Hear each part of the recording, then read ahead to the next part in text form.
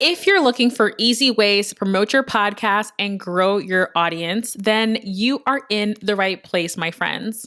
My name is Danielle Desir Corbett, and I help women of color grow and monetize their podcast so they can quit their jobs and go full time in their businesses. Now, a quick shout out to Ben Levitt, who has a video up on YouTube called How to Promote a Podcast in 2021. And I loved it so much that I wanted to add to the conversation by sharing additional tips and strategies to help you grow. Now, before we jump into it, be sure to subscribe to this channel for more podcast marketing and monetization tips, and also turn on the notification bell so you always know when we upload a new video. Now, an easy way for you to grow your podcast is to give your audience more of what they're looking for. So you're going to make a list of your top 5 performing podcast episodes and then create spin-off episodes off of each one. And the strategy here is to pretty much to give your audience more of what they're already looking for and already like. And the best way to do that is to continue on the conversation of what you already created on your show. So tip number 1 is to make a list of your top performing podcast episodes, lean into that, and make spin-off episodes from there. Now, the second tip is to recommend relevant podcasts on air. So when you are recording your podcast episode, don't forget to point your podcast listeners to other episodes that they may like. And if you have enough episodes in your podcast archive, you may even want to start creating a playlist so they can binge on different topics. So for example, over on the Thought Card, my podcast, I have different playlists for investing, different playlists for affordable travel, different playlists for building wealth. So I am able to now give my podcast listeners recommendations, and they can go deeper and deeper into my archives. Tip number 3 is to add podcast badges to your website. Now, podcast badges are simply images of different podcast players, and putting these images on your homepage, on your sidebar of your website really helps to encourage and remind your folks that, hey, you could listen to my podcast on all of these different podcast players. I really like this strategy because it allows you to meet your podcast listeners where they are.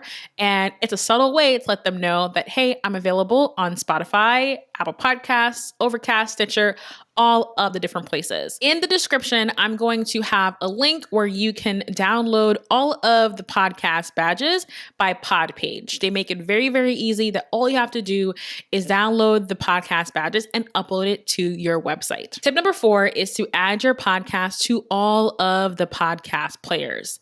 Now, this is really important because we want to meet our podcast listeners where they are. And the best place to do that is for us to be able to go ahead and be found on their favorite podcast players. Now, Pod News has a blog post that shares all of the podcast players. So I recommend making this a checklist for yourself and going through and making sure that your podcast is listed on all of these podcast players. Now, some podcast players, you're going to have to actually submit your RSS feed and submit more additional information, while other podcast players are aggregators and they pull from places like Apple Podcasts. So Pod News will tell you all about that. So I will have the link to that blog post in the description. It's really important to also include your podcast in different podcast players that have markets outside of the United States. One of those podcast players is called Ghana. And when I added my podcast to Ghana, I was able to tap into the India and Asia market. So now I have a sizable market in India just because my podcast is listed on Ghana. Tip number 5 is to encourage your podcast listeners to leave feedback, suggestions, share their aha moments in the reviews, in your podcast reviews on either Apple Podcasts or Spotify. Now, what's really important about reviews, it's that it's social proof. Folks who have never heard about you and who first discover your show, they may be looking at your ratings and reviews to see what other people are saying about your show. So the more reviews that you have, the more social proof and the more people are saying your show is amazing and they should absolutely listen. Now, one thing that you can do is to read the reviews on air in the episode, not only to thank your podcast listeners for taking the time to leave you a rating and review, but it also encourages other podcast listeners to do the same.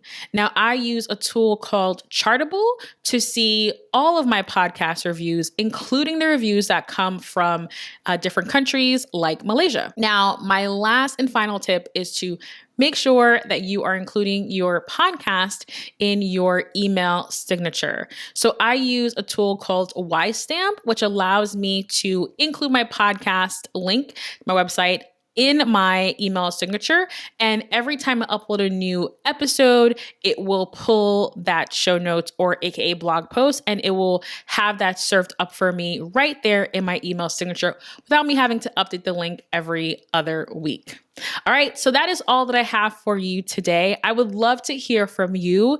What podcast marketing tips did I miss? What are some easy ways that you promote your show that you have found traction? Definitely leave a comment below and let us know. Now, if you enjoyed this video and want to get more podcast marketing tips, be sure to like and share this video out to other podcasters that will find this helpful.